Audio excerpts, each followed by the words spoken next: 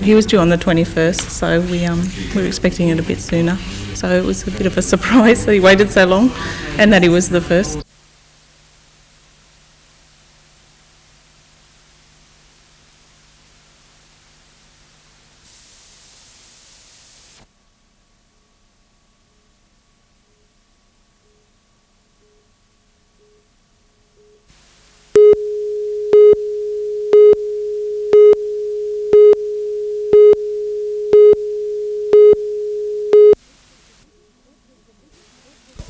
It was the biggest night of the year and Newcastle was determined to party hard.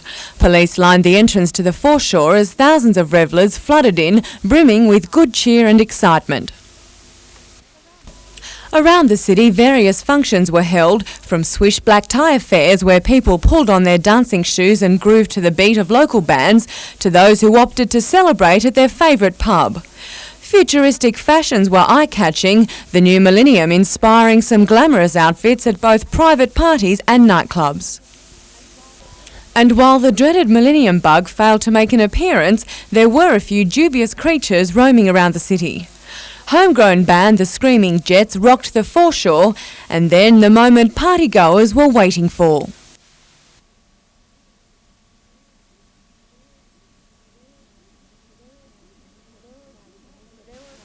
There were a few minutes of midnight madness as even those on duty paused for the obligatory New Year's Eve kiss.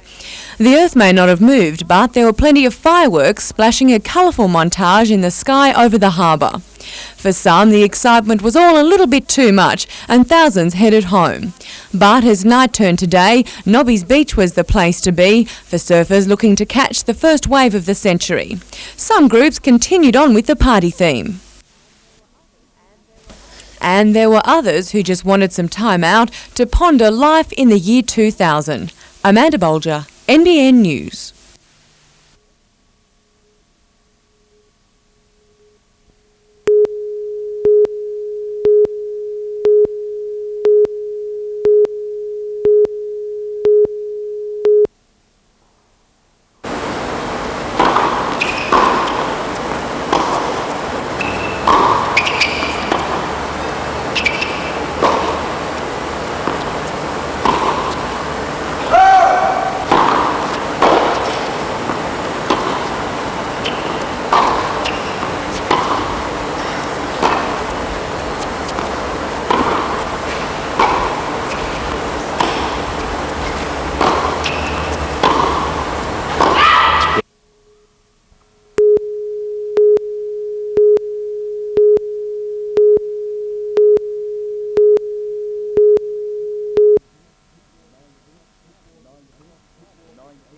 The 19th Pittwater to Coffs Harbour yacht race got away to a colourful and fairly even start this afternoon.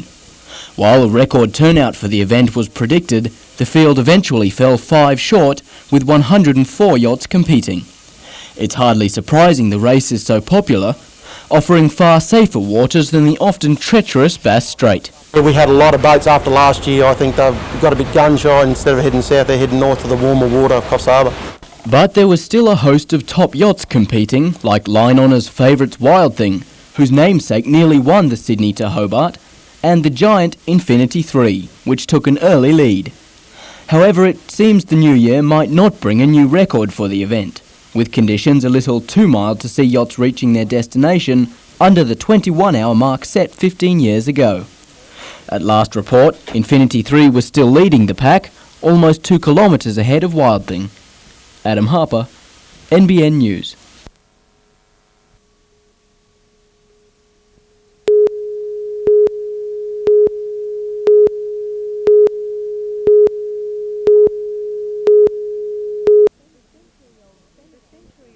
The century-old cemetery is showing its age. Repeated abuse by vandals has left headstones shattered and relatives heartbroken. My father was a very good father, and to think now that that's what's happened to his grave, that people are sitting on it and, pushing needles into their arm. Locals complain that the graveyard has become a popular place for young drivers to do burnouts. This car a reported legacy of their efforts. We buried my brother close to home, so we didn't have to travel to come down to see him. But I think if we knew it was going to be this bad, I think we probably would have buried him somewhere else where there was more security. The fences are in need of repair and groundwater runs through the grave sites. Council is willing to fix some of these problems, but not all of them. Council is certainly responsible for the general surrounds of the cemetery, the fences and the roadways and the drainage. But when it comes to the individual plots, then it's the owners or the families of the people there that are responsible for the upkeep. Out of a $50,000 budget for cemetery management, Council has allocated $5,000 to West Wallsend. I don't feel that's enough. I think that would probably put a fence on, but it's not going to fix the other problems that we have here. West Wallsend residents have already started lobbying Council for more funding. Vanessa Spark, NBN News.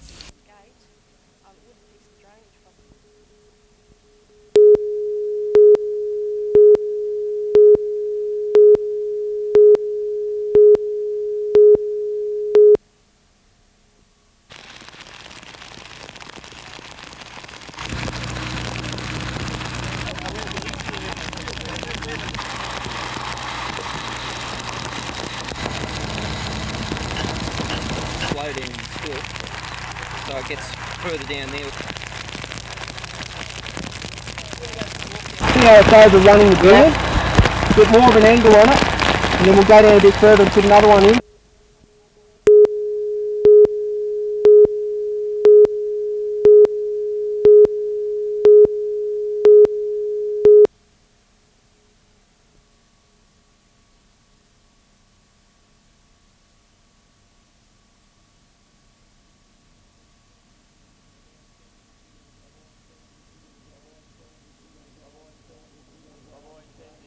I've always said this year was about winning races, not trying to win a championship because we're going to miss around.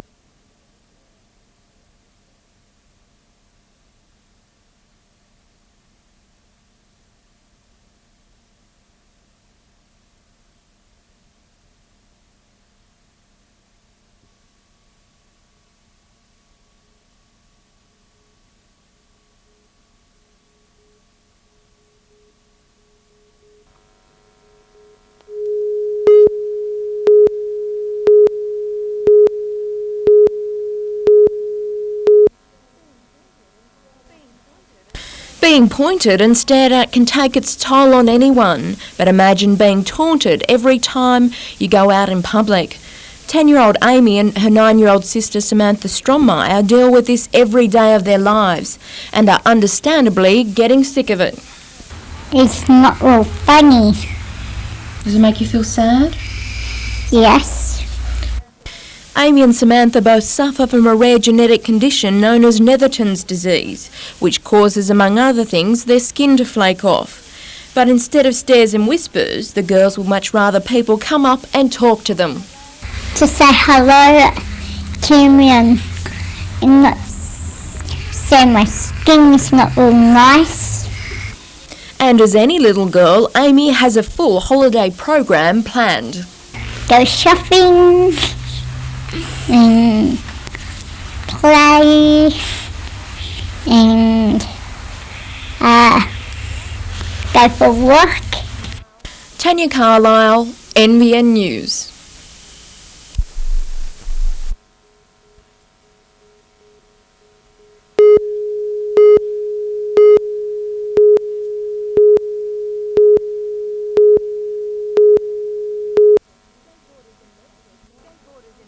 Skateboarders in Metford now have a place they can call home. The facility was opened today by Maitland Mayor Peter Blackmore, who also tried his hand at the sport. And after the formalities, the kids let fly, giving the facility a major workout. According to the Mayor, the ramp not only keeps children occupied, but out of harm's way. They could lead up to a little bit of mischief if they didn't have this facility, and it's just great to see so many people here. The $120,000 facility is a joint project between Landcom and the state government. It's also centrally located where people can travel by rail here to Metford, use this facility, and of course it is an excellent facility. An added draw card today was a skateboarding clinic run by Central Coast skater Paul Carey. Tanya Carlisle, NBN News.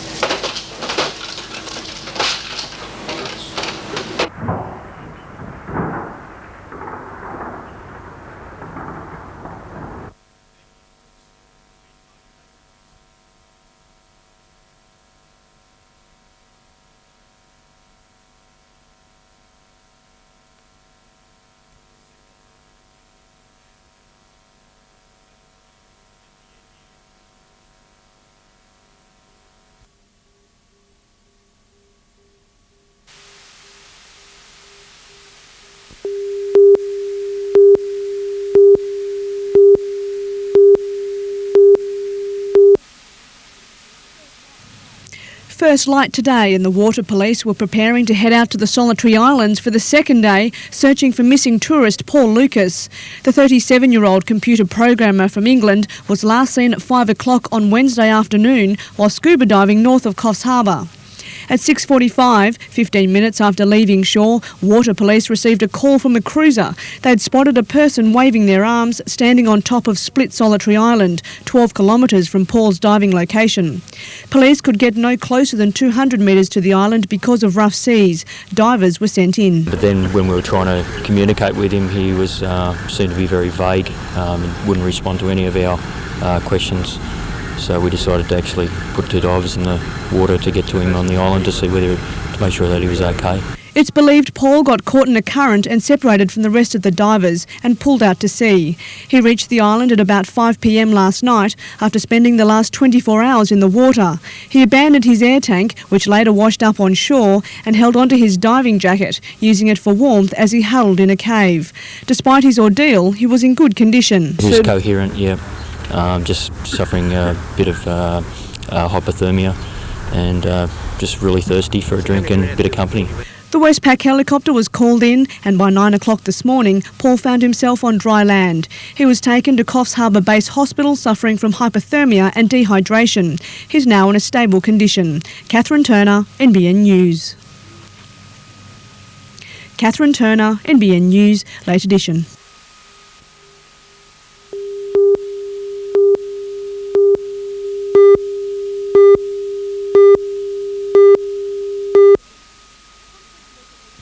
Conflict resolution. That's the aim and philosophy behind community justice centres. Operating 7 days a week, the centre gives people involved in problematic situations a chance to find a solution by talking about it with a professional mediator for free. A lot of disputes can be resolved by mediation, which is basically a way of getting to the bottom of the dispute, moving forward without imposing a great cost on either of the respondents. And from the 1st of July, there'll be more on hand to help, with another 10 to be recruited and trained for the Mid-North Coast and Northern Tablelands. The CJC believes representatives from minority groups could assist the community greatly. Also, there are a number of Indigenous people, especially around the Coffs Harbour area, and I believe it would be a real benefit to all of us if we could get some Indigenous people to become involved as mediators. A good mediator is able to remain neutral, tolerant of others' value systems, but also assertive. What I'd like to see happen is that the ideology behind mediation as being a means of resolution of conflict becomes more wide known, and people say, hey, we can talk about this, we can resolve this together. Catherine Turner, NBN News.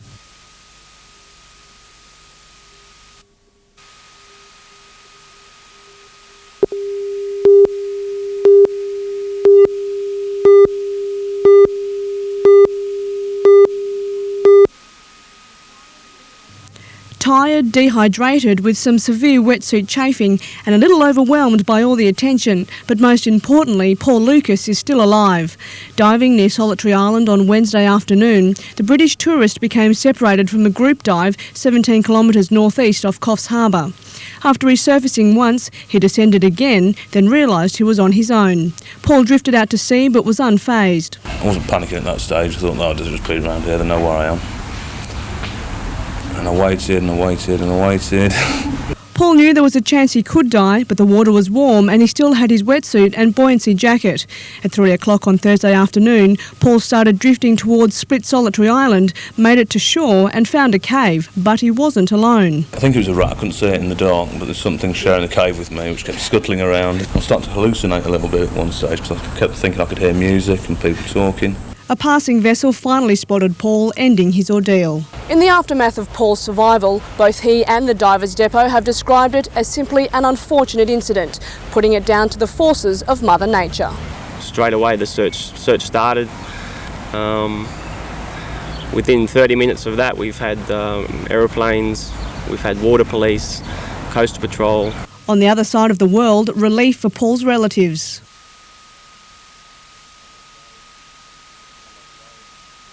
I'm okay, and thanks to all concerned. Paul will return to England on January 17. Catherine Turner, NBN News.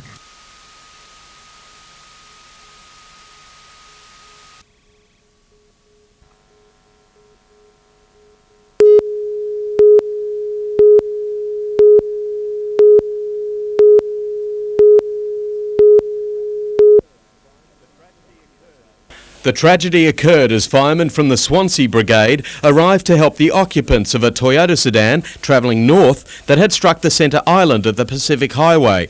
But as 43-year-old Deputy Captain Kevin Brown stepped out into the southbound lane, he was struck by a Commodore sedan. The driver had no chance to stop.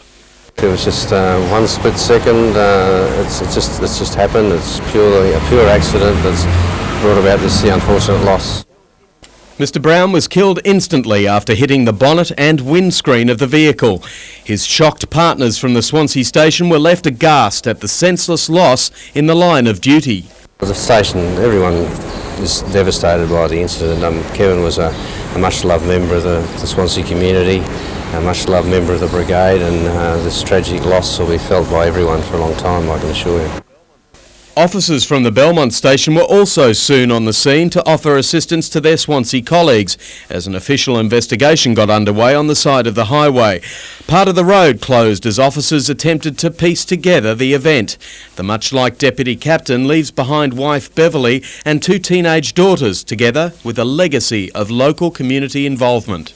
I just like to issue my support and the New South Wales Fire Brigade support to the family and the members of the brigade, because we know how much he was loved, and we will all miss him.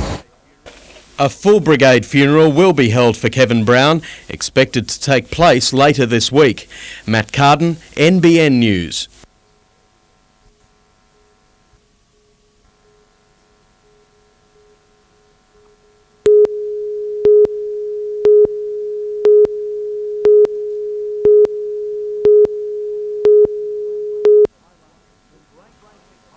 Some great racing highlighted the speed car final that had drivers pushing themselves and their machines to the limit, with hometown hero Adam Clark pressuring leaders Ian Black and Dave Lambert. It proved too much for the Sydney-siders. A black night for the one-time national champion, luck not rolling his way. Clark going on to win the final. In the V8 Dirt Modifieds, Lismore's Mark Robinson all but took the checkered flag. Just metres from the line, he came up with this forgettable finish.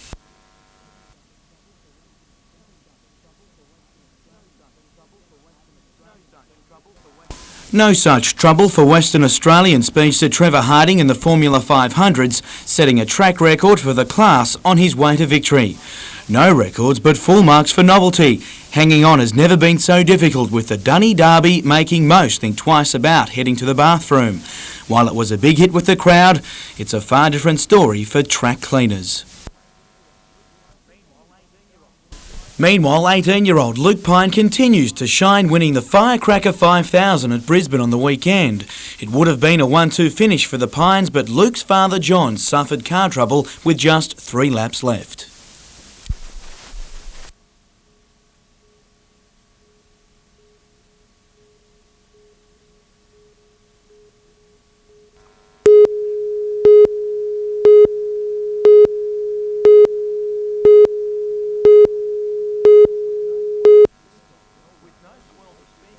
With no swell to speak of, Melbourne's Elwood Beach resembled more a lake than any ocean, and once you hit the lead, it was always hard for the pack to reel you in. After finishing 5th on day one, Josh Blair kept up with the lead pack in the shorter event yesterday, always keeping a close eye on series leader Kai Hurst. Trailing the Tugun-based teenager throughout, the pair finished 6th and 7th respectively. Blair still holds down 2nd overall in the series, but allowed Hurst to open a 5-point break. The 22-year-old must cut that lead back in Adelaide this weekend. I really do need 2 good ones leading into the last round in Manly, and just so for the series too, to pull back on Kai. Blair admitted that it was difficult to concentrate at times after that needle stick incident suffered by fellow Ironman Jonathan Crowe on Saturday. Yeah, it did. I mean, it made you think. I mean, it's not a nice thing to happen to yourself, and I know for Jonathan it's going to be a big sort of 6 weeks to wait and find out what happens. Meanwhile, at round 2 of the Nutrigrain Surf Series at Burleigh Heads, Newcastle's Peter Scott was one of the state's better performers, finishing 2nd in his ski event.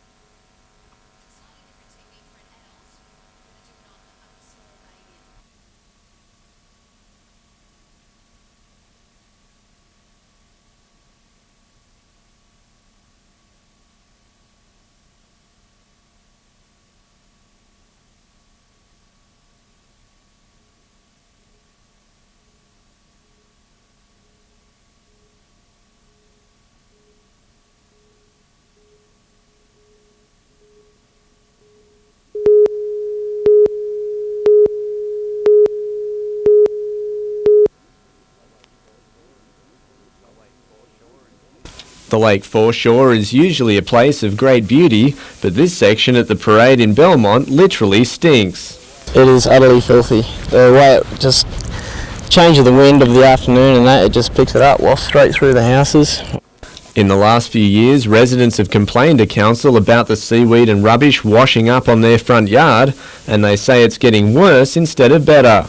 It just keeps building up and you can't get a boat in or out of the water, you can't let kids go swimming in there. Council says it hasn't been able to take action because the lakeside stretch is owned by the Department of Land and Water, but it's applied to have it handed over. We've only just heard from the department in the last week. They've said yes, they'll agree to that. So it'll take about at least a month, possibly a little more, for the transfer of that land to go across. Even then, council will only be able to remove seaweed above the high water mark, and only with the approval of the Fisheries Department. Residents are tired of waiting and say it's now a health problem. Colin Baldwin, NBN News.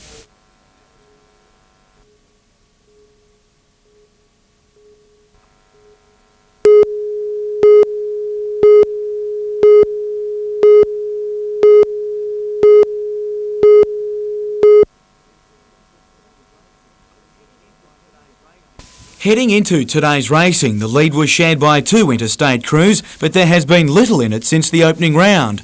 Reigning world and national champions Ben Nicholas and Thomas Winter are well placed to defend their title after the opening rounds, with the Darwin-based duo taking line honours in two of the first four races. In fact, if the Darwin Shipshorts crew hadn't been disqualified in the fourth race, they could have been well ahead. Instead, Canberra Yacht Club boat Coco, skippered by Martin Lindsay, had been keeping Nicholas in check, with four top three finishes. Today, however, it was a different story. Backed by strong southeasterly winds, Nicholas got the win today to take the overall lead, Coco finishing back in fifth. Best of the local hopes is Spears Point Boat Ultralight, skippered by Phil Darby. Along with his crew, 15-year-old Ben Howe, they're proving a good match. After winning the opening race, they sit in third overall with a top 3 placing today. Racing continues this week. Meanwhile, multi-national championship winning 16-foot skiff sailor Gary Brunnages has missed out on a 5th Australian title after being disqualified in the final race late yesterday in Queensland. After breaking the start, the Belmont-based crew had to be content with 2nd overall, with fellow Belmont crew Davcron 4th.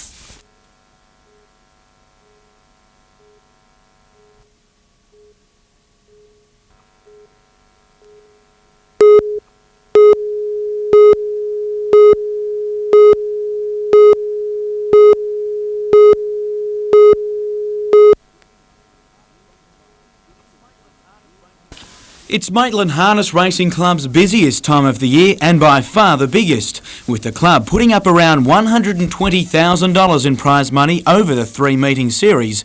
Everyone wants a slice of the action.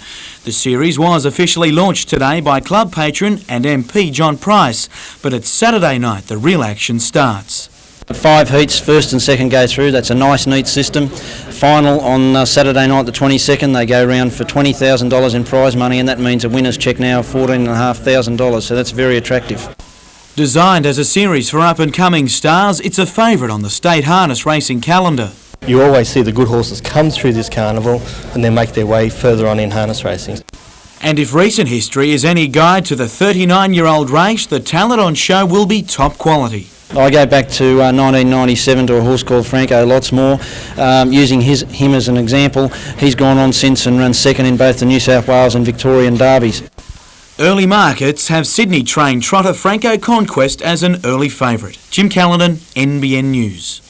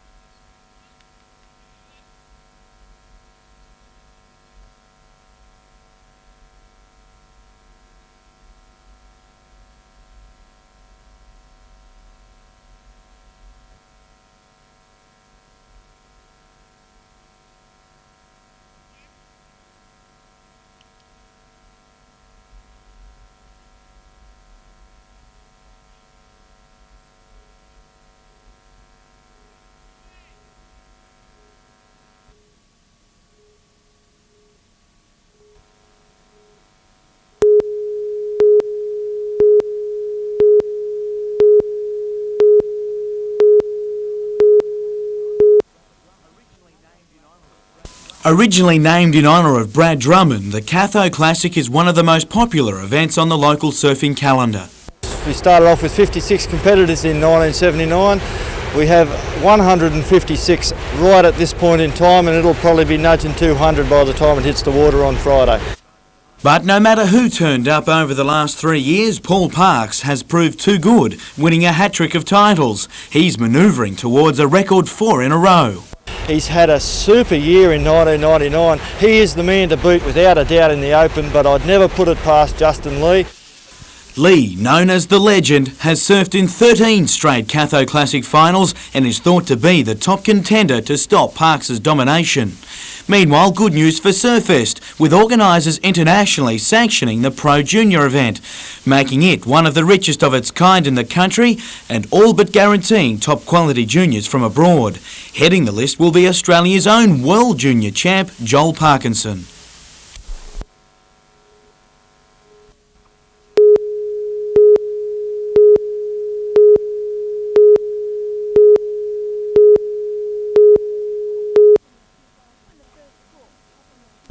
When the first corks pop on the 2000 Sparkling Wines vintage, chances are it will be an Allendale wine.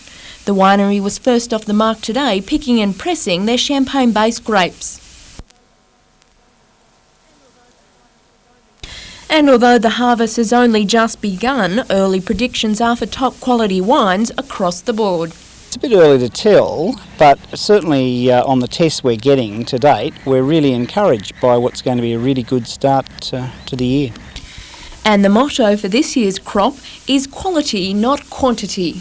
The yield looks to be about average for this year at this stage, and we would be expecting, yields about an average. It seems the only thing that could put a dampener on this year's wines is wet weather. Bunch rot could take hold of the grapes, affecting quality if the rain continues. Certainly if we get some rain coming in, that will be a problem, and it is every year that we get those that wet sort of February. But if the weather stays fine, the little bit of bunch rot that's in the grapes will not be a problem because it's drying up nicely. More vineyards across the Hunter will start their harvest in the coming weeks. Tanya Carlisle, NBN News.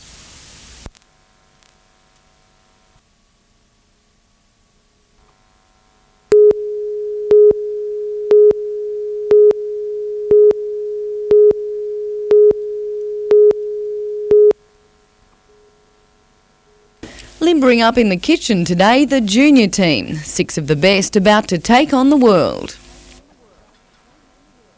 Training began a year ago and these young apprentices have been practising and talking tactics ever since. Their appetite to win unbeatable. Can't really put my finger on it, but it's just a love there for it. Since the Culinary Olympics began in 1892, about 1,100 chefs from around the world have been competing every 4 years. This year, all the teams have to create a menu based on rabbit, our Aussie juniors using avocado to complement their creation. I think being in Australia, it's quite easy to find the good combinations of flavours because we have a very, very big influence of different flavours from all over the world. Each team has a day to concoct their multi-course meal for 120 people, so training sessions like this one are crucial. And as for the menu on their days off? Steak and chips, and I don't really cook like I cook at work.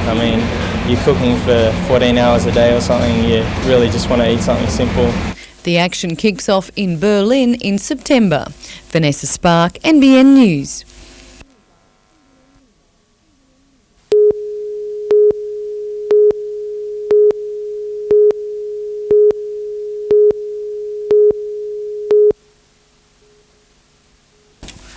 For regular smokers, hotels and pubs have up until now been a safe haven. But in today's increasingly health-conscious society, the debate between smoking and non-smoking boundaries is more hazy than ever. And hospitality representatives say it's about time some uniform laws were put in place. I suppose we are caught in between the devil and the deep blue sea. On the one hand, we have got a duty of care to our employees and also, I suppose, to our members.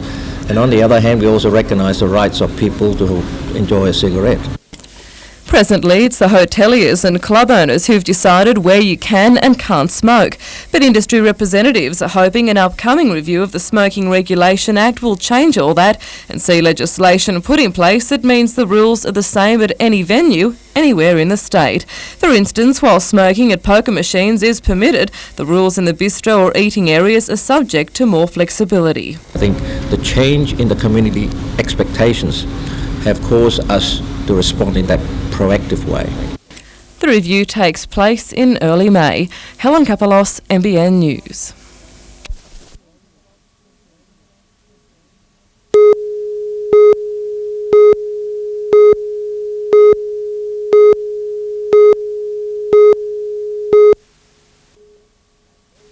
At long last, the open spaces of the Honeysuckle development are beginning to fill.